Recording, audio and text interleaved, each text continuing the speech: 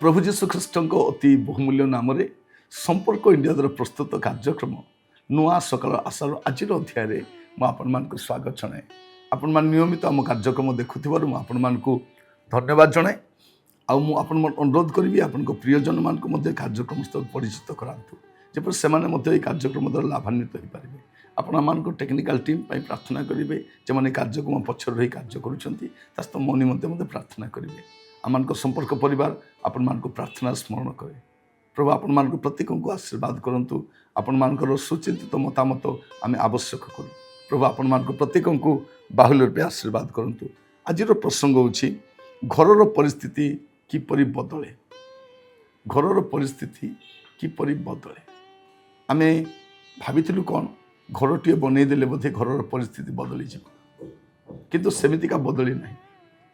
आमे भाविथिलु कौन समस्ते चाकरी कले बोधे घरर परिस्थिति बदली जाए। समस्ते चाकरी करुछंती, मेंचे मेंचे पैसा आणुछु तथापि परिस्थिति बदलु नहीं। आमे भाबुथिलु कौन ना घरे बोधे जाबतीय जिनिस आसिले एसी आसीबो, फ्रिज आसीबो, डाइनिंग टेबल आसीबो आ घर को पूरा चकचाक कर देले आम घरर परिस्थिति बदली जाए। आमे से भाबुथिलु। आमे भाबुथिलु कौन जदि घरे समस्ते निरोग रहिबा तेबे बोधे घरर परिस्थिति बदली जाए। किंतु सब ठीक थिला परे मध्य आम घर ठीक नहीं। आम घरर परिस्थिति किछि उना मने होछि। आपण देखिबे लोकलिखित सुसमाचार तार 9 पर्व 5 पदरु 9 पद पर्यंत एटा कौन लिखा जाए। यीशु से स्थान को आसी ऊपर को चाहि तांको कहिले जोखियो शीघ्र ओह्लाई आस, कारण आज मते अवश्य तुम घर को घरे रहिबा को हबो। से शीघ्र ओह्लाई आसी आनंद रे ताहांकर आतिथ्य कले।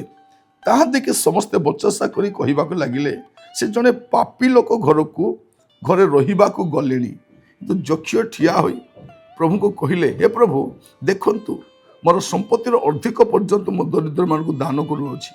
आउ जदि अन्याय रे काहारी ठारू किछि नहीं थाए तेबे 4 गुण रे ता फेरई देबी। से यीशु तांको विषय कहिले आज एही गृह रे परित्राण उपस्थित होई अछि जेतु ए मध्य अब्राहम कर जने संतान।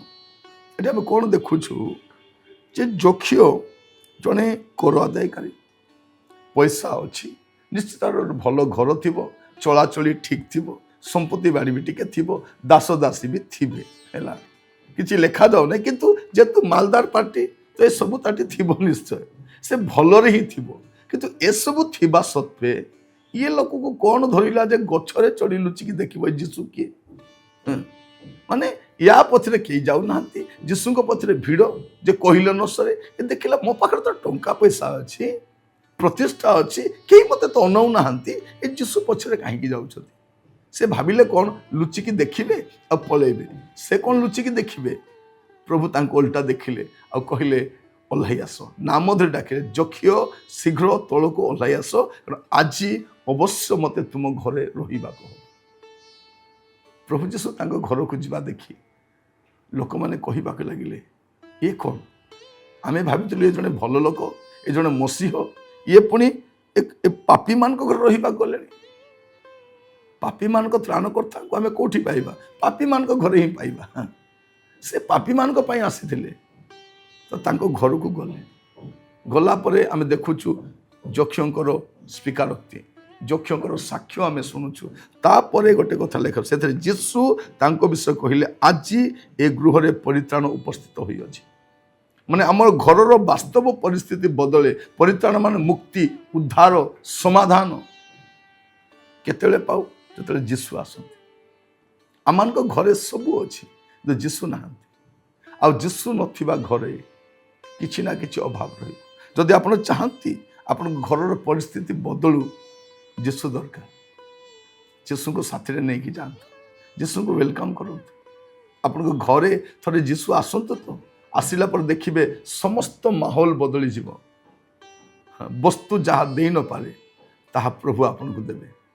ଆପଣଙ୍କ ଘରର ପରିସ୍ଥିତି ବଦଳିବ। ଆମ ପିଲାମାନେ ସୁଶିକ୍ଷିତ, କିନ୍ତୁ ଆମ ପିଲାଙ୍କ ଜୀବନରେ ଯୀଶୁ ନାହାନ୍ତି। ଆମେ ସମସ୍ତେ ଚାକିରି କରୁଛୁ, ବ୍ୟବସାୟ କରୁଛୁ, ସତ କଥା, କିନ୍ତୁ ଆମ ଘରେ ପ୍ରଭୁ ନାହାନ୍ତି। ଆମ ଘରେ ଟଙ୍କା ଅଛି, ବ୍ୟାଙ୍କ ବାଲାନ୍ସ ଅଛି, ପ୍ରଭୁ ନାହାନ୍ତି। ସୁନା ଗହଣା ବି କିଛି କିଛି ରଖିଛୁ, କିନ୍ତୁ ପ୍ରଭୁ ନାହାନ୍ତି। ଆମ ଘରେ ଯଦି ପ୍ରଭୁ ଆସିବେ, ତେବେ ବାସ୍ତବରେ ଆମର ପରିସ୍ଥିତି ବଦଳିବ। ପ୍ରିୟ ମୋର ଭାଇ ଭଉଣୀମାନେ, ମୁଁ ଆପଣମାନଙ୍କୁ କହିବା ପାଇଁ ଚାହେଁ, ଥରେ ଯୀଶୁଙ୍କୁ ସ୍ୱାଗତ କରନ୍ତୁ। ଆପଣ କିଏ ବି ହେଇପାରନ୍ତି, କାରଣ ଯୀଶୁ ତ ଆପଣଙ୍କ ତ୍ରାଣକର୍ତ୍ତା, ଆପଣଙ୍କ ପ୍ରଭୁ। ସେ ଆପଣଙ୍କ ଘରେ ଆସିବେ, ଆପଣଙ୍କ ଘରେ ରହିବେ।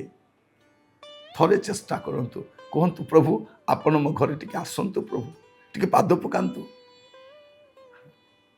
ଆପଣ ଯଦି ଟିକେ ଆଗ୍ରହ ପ୍ରକାଶ କରିବେ, ପ୍ରଭୁ ଆପଣଙ୍କ ଘରେ ଆସିବେ। ଯକ୍ଷିୟ ଟିକେ ଦେଖିବା ପାଇଁ ଗଲା, ଯୀଶୁ କହିଲେ ତୁ କ'ଣ ମୋତେ ବାହାରେ ଦେଖିକି ଯିବୁ, ମୁଁ ତ ଘରେ ରହିବାକୁ ଆସିବି।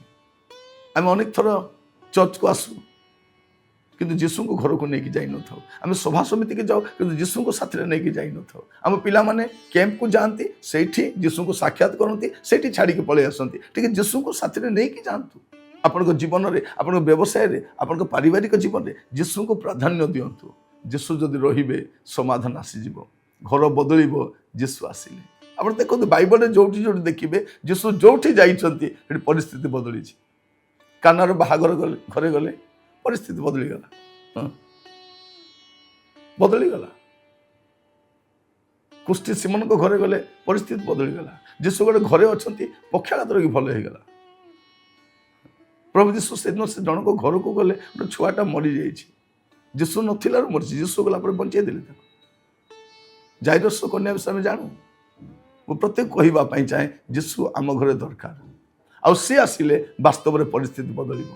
ପ୍ରିୟ ଭାଇ ଭଉଣୀମାନେ, ବିଳମ୍ବ କରନ୍ତୁ ନାହିଁ, ଯୀଶୁଙ୍କୁ ସ୍ୱାଗତ କରନ୍ତୁ। ଆପଣ ଦେଖିବେ ଆଜିର ସମ୍ବାଦକୁ ଆପଣ ଗ୍ରହଣ କରି ଥରେ ଯୀଶୁଙ୍କୁ ୱେଲକମ୍ କରନ୍ତୁ, ପ୍ରତିଟି ପରିସ୍ଥିତିକୁ ସେ ବଦଳାଇବେ। ଆପଣ ଦେଖିବେ ସେ କିପରି ଭାବରେ ସୁନ୍ଦର ଭାବରେ ପରିଚାଳନା କରୁଛନ୍ତି। ଯଦି ଚାହୁଁଛନ୍ତି ଘରର ପରିସ୍ଥିତି ବଦଳୁ, ଯୀଶୁଙ୍କୁ ଡାକନ୍ତୁ। ଆଉ ମନେ ରଖିଥାନ୍ତୁ, ଯୀଶୁ ଖ୍ରୀଷ୍ଟିଆନ ମାନଙ୍କ ଭଗବାନ ନୁହନ୍ତି। ଯୀଶୁ ଖ୍ରୀଷ୍ଟିଆନ ମାନଙ୍କ ଭଗବାନ ନୁହନ୍ତି। ସେ ସମୁଦାୟ ମାନବ ଜାତିର ସୃଷ୍ଟିକର୍ତ୍ତା, ତ୍ରାଣକର୍ତ୍ତା, ଆଉ ସମସ୍ତଙ୍କୁ ସେ ପ୍ରେମ କରନ୍ତି। ସେ ଏକମାତ୍ର ପ୍ରଭୁ ଅଟନ୍ତି। ସେ ଆପଣଙ୍କ ଘରେ ଆସିବା ପାଇଁ ଚାହାନ୍ତି। ଆପଣ ଭାବନ୍ତୁ ନାହିଁ ଯୀଶୁ ଆସିଲେ ଆପଣ ବିଦେଶୀ ଭଗବାନଙ୍କୁ ଗ୍ରହଣ କଲେ ବୋଲି। ସେ ବିଦେଶୀ ନୁହନ୍ତି, ସେ ଆପଣଙ୍କ ପ୍ରଭୁ ଅଟନ୍ତି। ମୁଁ ଆପଣଙ୍କୁ କହିବା ପାଇଁ ଯେ ଥରେ ଯୀଶୁଙ୍କୁ ଘରେ ୱେଲକମ୍ କରନ୍ତୁ, କୁହନ୍ତୁ ହେ ପ୍ରଭୁ ଯୀଶୁ ଆମ ଘରେ ଟିକେ ଆସନ୍ତୁ। ଆଉ ଦେଖିବେ ଆପଣଙ୍କ ଘରର ପରିସ୍ଥିତି ଗୋଟିଏ ଗୋଟିଏ ଗୋଟିଏ ଗୋଟିଏ ବଦଳିବା କାରଣ। ଯୀଶୁଙ୍କ ଅନୁପସ୍ଥିତି ସବୁ ବିପର୍ଯ୍ୟୟର ମୂଳ କାରଣ ଅଟେ, ଆଉ ଯୀଶୁଙ୍କର ଉପସ୍ଥିତି ସବୁ ସମସ୍ୟାର ସମାଧାନ ଅଟେ। ପ୍ରଭୁ ଆପଣଙ୍କୁ ଏହା ବୁଝିବା ପାଇଁ ସାହାଯ୍ୟ କରନ୍ତୁ। ଆଜିର ଦିନ ଆପଣଙ୍କ ପାଇଁ ମଙ୍ଗଳଜନକ ହଉ। ଆସନ୍ତୁ ପ୍ରାର୍ଥନା କରିବା। ଅନୁଗ୍ରହକାରୀ ପିତା ପରମେଶ୍ୱର, ଆମେ ଆପଣଙ୍କୁ ଧନ୍ୟବାଦ ଦେଉଛୁ। ପ୍ରଭୁ ଆପଣ ସମସ୍ତ ସମସ୍ୟାର ସମାଧାନ କର୍ତ୍ତା ଅଟନ୍ତି। ମୁଁ ପ୍ରାର୍ଥନା କରୁଛି ଯୀଶୁଙ୍କ ନାମରେ ପ୍ରଭୁ ଆମର ପରିସ୍ଥିତି ସବୁର ସମାଧାନ କରନ୍ତୁ, ପରିସ୍ଥିତିକୁ ପରିବର୍ତ୍ତନ କରନ୍ତୁ। ପ୍ରଭୁ ଆଜି ବାସ୍ତବରେ ଯେଉଁମାନେ ଯୀଶୁଙ୍କୁ ଆପଣା ଗୃହରେ ନିମନ୍ତ୍ରଣ କରିବେ, ଆପଣ ହୃଦୟରେ ନିମନ୍ତ୍ରଣ କରିବେ, ଆପଣ ବ୍ୟବସାୟରେ ବାଣିଜ୍ୟରେ ନିମନ୍ତ୍ରଣ କରିବେ, ପ୍ରଭୁ ସେ ସ୍ଥାନରେ ତାଙ୍କ ଉପସ୍ଥିତିର ମହାନତା ଦେଖିବା ପାଇଁ ସାହାଯ୍ୟ କରନ୍ତୁ। ପ୍ରତ୍ୟେକଙ୍କୁ ଆପଣଙ୍କ ହସ୍ତରେ ରଖିଲି। ଆଉ ପ୍ରାର୍ଥନା ମୋର ପ୍ରାଣର ପ୍ରିୟ ଯୀଶୁଙ୍କ ନାମରେ ମାଗୁଛି, ଦୟାରେ ଗ୍ରହଣ କରନ୍ତୁ। ଆମେନ୍। ପ୍ରଭୁ ଆପଣମାନଙ୍କ ପ୍ରତ୍ୟେକଙ୍କୁ ବାହୁଲ୍ୟ ରୂପେ ଆଶୀର୍ବାଦ କରନ୍ତୁ। ପ୍ରଭୁ ଅନୁଗ୍ରହ କଲେ ଆସନ୍ତାକାଲି ନୂଆ ଅଧ୍ୟାୟରେ ଜଡ଼ିତ ହେବା। ବିଦାୟ ଦିଅନ୍ତୁ। ପ୍ରଭୁରେ ସ୍ଥିର ରୁହନ୍ତୁ, ଆନନ୍ଦିତ ରୁହନ୍ତୁ। ନମସ୍କାର।